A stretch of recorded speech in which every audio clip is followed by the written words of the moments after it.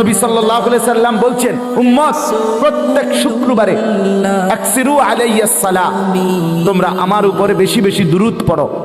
ফাইন্না সালাতাকুম মা'রুদাতুন ইলাইয়া, কেননা জুমার দিন তোমাদের দুরূদ শরীফ আলাদাভাবে ফেরেশতা আমি রাসূলের সামনে আমার রওজা পাকে পেশ করে। সেই দুরূদ কি জিলাফি দুরূদ? কথা বলেন না কেন? তো তাইলে সেটা কোন দিন পড়বেন? সেটা কখন পড়বেন?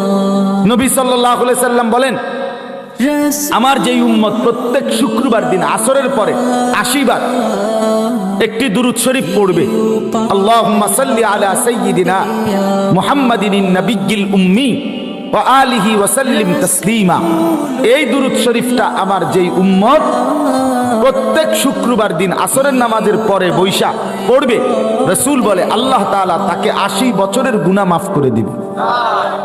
এটা পড়বেন কোন দিন?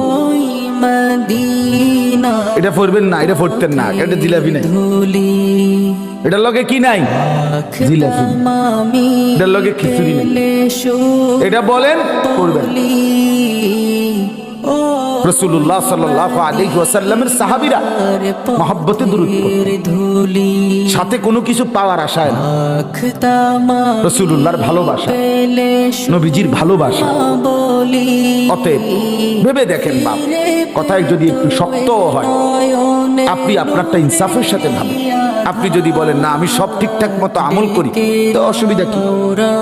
আমি তো আপনাকে বলছি না,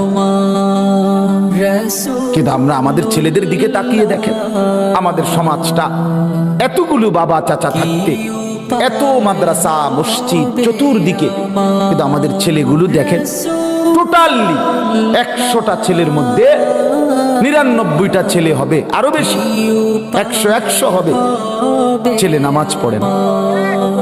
আহারে বাবা, তো এইভাবে একটা হলো যে কোনো মসজিদ নাই, কোনো মাদ্রাসা নাই, কোনো আজান হয় না, কোনো আল্লাহ খুদার নাম নাই, কোনো মাহফিল হয় না, কোনো নসিহত নাই, এই কারণে সব নষ্ট হয়ে গেছে। মানে ক্ষেতটার মধ্যে কোনো চাষ নাই, কোনো নাঙ্গল নাই, কোনো কীটনাশক দিছে না, কোনো রকম সার দিছে না।